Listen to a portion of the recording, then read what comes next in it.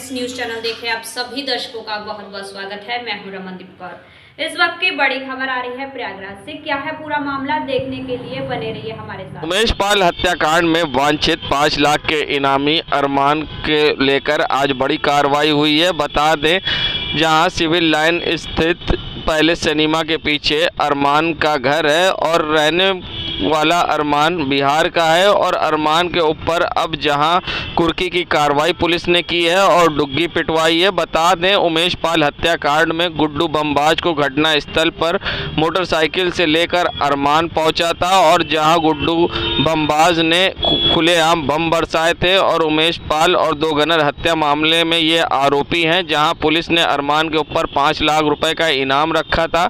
अरमान रहने को तो झोपड़ी में रहता था, मगर सारे सामान ब्रांडेड यूज़ करता था और हर ऐश के सामान इसके घर में मौजूद थे, चाहे वो वॉशिंग मशीन हो, चाहे एलईडी टीवी हो।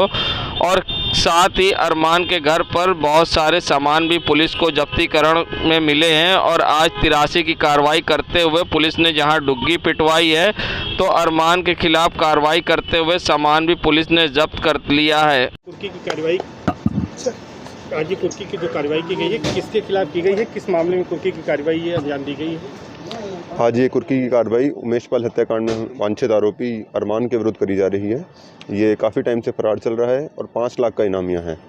इसके खिलाफ माननीय न्यायालय से 83 CRPC का आदेश प्राप्त किया गया, जिसके तहत ये कुर्की की कार्रवाई करी जा रही है। क्या क्या सामान यहाँ से मिला है और कहाँ जब्त कर? इसमें सामान वही घरेलू सामान है, गैस सिलेंडर, फ्रिज, बक्से, बेड, शीशा, ये सारे के सारे, और इनको एक फर्द बना के इसको थाना सिविल लाइन्स के सुपुर्द किया जाएगा। सर, अभी तक जो 6 लोगों के खिलाफ धारा 83 CRPC का जो है नोटिस इशू करा गया, कितने लोगों के खिलाफ कार्रवाई हो गई है और किसके खिलाफ कार्रवाई अभी इसमें प्रचलित है जिसको जल्दी किया जाएगा? 5 लोगों के खिलाफ कार्रवाई हो चुकी है। अभी सिर्फ शाइस्ता परवीन के खिलाफ प्रचलित है और वो भी जल्द से जल्द करवा दी जाएगी। Thank you. संगम नगरी प्रयागराज में आज फिर उमेश पाल हत्याकांड मामले में एक बड़ी कार्रवाई देखने को मिली, जहां धूमनगंज पुलिस अब शूटर अरमान के घर पर पहुंची है और का इनामी ये अरमान है। जहां अरमान के घर पर दिखा रहे हैं, ये अरमान का घर है। अरमान बिहारी इसी घर में रहता था। यहां आप देख सकते हैं किस तरह से उसके इस झोपड़ी में भी ऐश और आसाइश के सामान हुआ करते थे। ये पूरा उसका घर है। आइए हम आपको दिखा रहे हैं, उसका पूरा किचन है और यहाँ पर ये अरमान के घर में सारे सामान हैं। आप देख सकते हैं ब्रांडेड कपड़े से लेकर सारी चीज़ें वो यूज़ करता था। भले ही झोपड़ी में रहता हो अरमान, मगर ये सारी चीज़ ब्रांडेड यूज़ करता था। और यहाँ पर ये उसका किचन, उसके बाद हम आपको उसके कमरे में लेके चलते हैं, यहाँ पर दिखाते हैं वहाँ पर भी किस तरह की व्यवस्थाएं हैं।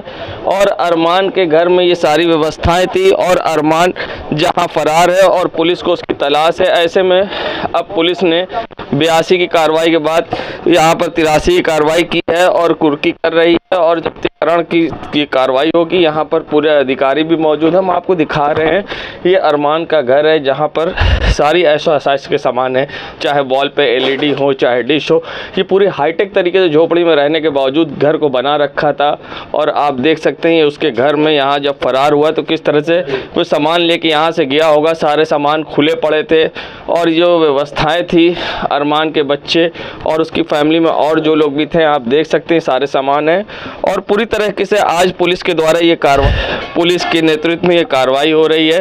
राजेश मौर्य यहाँ पहुंचे हैं और कार्रवाई देखने को मिली है, जहां अरमान बिहारी के घर पर ये बड़ी कार्रवाई फिर से हुई है। मुस्लिम बमबाज के घर पर कार्रवाई हुई थी और जिसके बाद ये अरमान के घर पर हो रही है और ऐसे में आगे शाइस्ता परवीन के घर पर भी ये कार्रवाई होनी है। ये सैयद मोहम्मद आमिर, प्रयागराज। सपा के नेता जहां स्वामी प्रसाद मौर्य लगातार राम मंदिर को लेकर टिप्पणी कर रहे थे और राजनीति गरमाई हुई थी, वहीं अखिलेश यादव ने अब स्वामी प्रसाद मौर्य पर इस मामले में टिप्पणी करने पर रोक लगाई। तो वहीं अब जहां कैबिनेट मंत्री संजय निषाद ने बड़ा बयान दिया है, कहा है कि देरी से समझ तो आई कि प्रभु श्री राम हर किसी के हैं। और साथ ही उन्होंने इस मामले पर बड़ा बयान देते हुए क्या कुछ कहा है समाजवादी पार्टी को लेकर, आइए दिखाते हैं। राम सबके हैं, कम से कम देर ही समझ में आया, देर आया, कम से कम इतना तो आ गया कि भारतीय संस्कृत है और भारतवासियों का है और राम किसी एक के नहीं है, सबके घट घट के हैं। और यह उन परिस्थितियों में भारत जब मुगल और अंग्रेज इस देश पर राज किए थे, तब कम से कम त्रेता में हम निषादों के लिए तो और गर्व की बात है कि भगवान राम ने निषाद राज को गले लगाया था। निषाद राज ने सेना दिया, रावण राज खत्म। एक ही गुरुकुल में भगवान राम वहाँ निषाद राज की मूर्ति बन रही है और आज के दिन में श्रृंगारपुर धाम में 56 फुट की मूर्ति है। तो कम से कम विपक्ष को इतना तो है कम से कम कि हमें उन्हें भी वोट चाहिए, जिसका वोट चाहिए उसके सम्मान में बोला दे रही है। ऐसे अधर्मियों को पार्टी में रखना ही नहीं चाहिए और उससे क्या होगा कि ऐसे ही बोलते रहेंगे तो जो भी सपा का कुछ बचा उचा वो भी सब साफ हो जाएगा। अयोध्या जंक्शन का नाम अयोध्या धाम दिया गया, आप लोग की क्या? धाम मतलब होता है मार्ग जिस पर हम कल्याण हो सकता है। तो कल्याण के उस युग में आए थे, इस युग में मोदी जी योगी अमित शाह जी आए हैं। आज के दिन में हम लोग नीतियों से लोगों को कल्याण कर रहे हैं। तो जो हमारा अयोध्या है, मुगलों ने उसे फैजाबाद कर दिया था, फिर से बदल के अयोध्या हुआ। तो अयोध्या आज धाम जो कि भगवान राम का मंदिर बन गया। अब दुनिया के लोग आ रहे हैं, जहाँ दुनिया के लोग आते हैं उसे धाम कहते हैं, जहाँ एक रास्ता लेने आते हैं। तो अब प्रयाग अयोध्या धाम बना, उसके लिए हम धन्यवाद देते हैं अपनी सरकार को। संगम नगरी प्रयागराज जहां माघ मेले को कुंभ के रिहर्सल के तौर पर देखा जा रहा है और सरकार हर तरह से माघ मेले को भव्य और दिव्य बनाने में लगी है। जहां कल मुख्यमंत्री योगी आदित्यनाथ ने भी यहां पर आए थे और फ्लोटिंग रेस्टोरेंट पर हरी झंडी दिखाई थी और फ्लोटिंग रेस्टोरेंट बनकर तैयार हो चुका है और कुछ ही दिनों में ये रेस्टोरेंट चालू हो जाएगा। सबसे बड़ी बात है, यमुना तट पर पानी की सतह में बनाया गया ये फ्लोटिंग रेस्टोरेंट किसी 5 स्टार रेस्टोरेंट से कम नहीं होगा। यहाँ पर हाईटेक तरीके से मुंबई की एक कंपनी ने इस रेस्टोरेंट को बनाया है। बाढ़ आने पर भी ये रेस्टोरेंट को शिफ्ट किया जा सकता है और सबसे बड़ी बात है, इसमें सारी सुविधाएं हैं जो 5 स्टार रेस्टोरेंट में होती है। और सबसे ख़ास बात इसमें यहाँ पर ये भी है कि पूरी तरह से इसमें शाकाहारी भोजन बनाया जाएगा। और किस तरह से तैयारी की गई, सुरक्षा को लेकर यहाँ पर गोताखोरों को भी तैनात किया गया है। करीब 9 गोताखोर यहाँ तैनात हैं और आप इसका इंटीरियर पूरी तरह से देख सकते हैं। यमुना तट पर बना हुआ ये फ्लोटिंग रेस्टोरेंट उत्तर प्रदेश का पहला रेस्टोरेंट है जिसमें एक साथ 150 लोग बैठ सकते हैं। और ख़ास बात है, इसमें किसी प्रकार की वे पार्टी भी कर सकते हैं। और यमुना तट पर बनाया गया फ्लोटिंग रेस्टोरेंट अब लोगों के बीच आकर्षण का केंद्र होगा। और जब यहाँ पर लोग अयोध्या से दर्शन करके माघ मेले में आएंगे तो इस रेस्टोरेंट में अलग अलग व्यंजनों का लुत्फ़ उठा सकेंगे। और क्या कुछ कहना है यहाँ पर काम कर रहे लोगों का, किस तरह से कार्य किया जा रहा है। जो तैयारियां चल रही हैं काफ़ी खूबसूरत चल रही हैं और योगी जी इस मेला को माघ मेला को देखते हुए बहुत ही खूबसूरत व्यवस्था दी है। चेयर भी हैं यहाँ पे और पब्लिक जो भी आएंगे उनको बहुत सिस्टम दिया गया है, घूमने के लिए भी दिया गया है। और यहाँ पे पार्किंग सिस्टम चौपाटी मॉडल दिया जा रहा है। तो काफ़ी खूबसूरत चीज़ें यहाँ पे बनाया जा रहा है ताकि पब्लिक यहाँ पे देखते हुए प्रयाग को और डेवलप लोग यानी कि सरकार इसको कर रही है और लोग देख को इसको उत्साह बढ़ेगा, लोग आगे आएंगे इसको। यस सर, बिल्कुल सर। तैरने वाले कम से कम 9 लोग हैं सर। 9 लोग हैं, 9 से 10 लोग। Yes sir. तो देखिए सुरक्षा। मुख्यमंत्री योगी आदित्यनाथ कल प्रयागराज पहुंचे थे और उन्होंने जहां माघ मेले कार्यों का निरीक्षण किया था और समीक्षा बैठक की थी, तो वहीं आज अब उत्तर प्रदेश के कैबिनेट मंत्री संजय निषाद प्रयागराज पहुंचे हैं। यूपी सरकार में मत्स्य मंत्री संजय निषाद ने आज जहां संगम क्षेत्र में मछुआ समुदाय को बड़ी सौगात दी है, वे यहां पर इनर व्हील क्लब के द्वारा आयोजित कार्यक्रम में पहुंचे और शामिल हुए और उन्होंने इनर व्हील क्लब की ओर से मछुआ समुदाय को रोजगार देने के लिए 4 नावें वितरित की है। मत्स्य मंत्री संजय निषाद ने कहा कि ये तो एक अभी शुरुआत भर है, अब मछुआ कल्याण कोष से भी नाविकों को बड़ी राहत मिलेगी। महाकुंभ से पहले 500 नाविकों को उनके रोजगार के लिए नाव दी जाएगी। इस मौके पर उन्होंने जहां खुद लोगों को बैठाकर नाव भी चलाई और साथ ही उन्होंने आगे नाविकों के बेहतर रोजगार के लिए और व्यवस्थाएं करने का भी दावा किया है। और क्या कुछ कहा मंत्री संजय निषाद ने, आइए दिखाते हैं।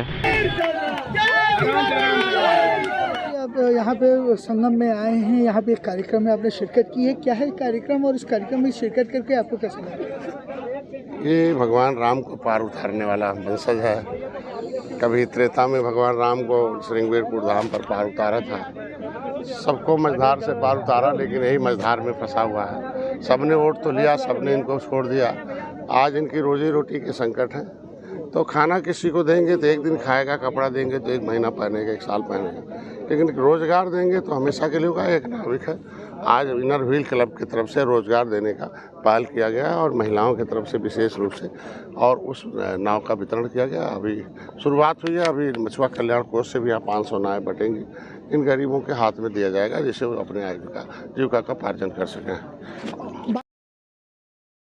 संगम नगरी प्रयागराज, जहां पहाड़ों पर हो रही बर्फबारी के बाद अब प्रयागराज में भी इसका असर देखने को मिला है, जहां प्रयागराज में भी ठंड के साथ साथ गलन बढ़ गई है और ऐसे में लोगों को अब परेशानी का सामना करना पड़ रहा है। बात करी जाए अगर अलाव की, तो हर साल नगर निगम के द्वारा अलाव की व्यवस्था की जाती है, मगर इस बार अलाव की व्यवस्था दूर दूर तक नदारद दिखी है। ऐसे में शहर में किसी भी चौराहों पर अलाव की व्यवस्था नहीं है, जिससे लोगों को काफ़ी परेशानी का सामना करना पड़ रहा है। इसी मामले को लेकर अब कांग्रेस के नेता इरशादुल्लाह ने सवाल खड़े किए हैं और कहा है कि जहां शहरों में अलाव की कहीं भी व्यवस्था नहीं है नगर निगम के द्वारा, और जो भी यहां पर बनाए गए हैं रैन बसेरे वो सिविल लाइन साइड है। पुराने शहरों में रैन बसेरे की व्यवस्था नहीं है और माघ मेला भी करीब है। आने जाने वाले श्रद्धालुओं को भी काफ़ी परेशानी का सामना करना पड़ेगा ऐसे में। और क्या कुछ कहा है उन्होंने इस पूरे मामले को लेकर, आइए दिखाते हैं। पहाड़ी इलाकों में लगातार बर्फबारी से जो है मौसम में बहुत ज़्यादा ठंड आ गई है, शीतलहर भी हो गई है। प्रयागराज में खास तौर से जो है जो अलाव की व्यवस्था है, नगर निगम अभी तक अलाव नहीं जला रही है, और जिससे जो गरीब लेबर तबके के लोग हैं जो ठंड में अभी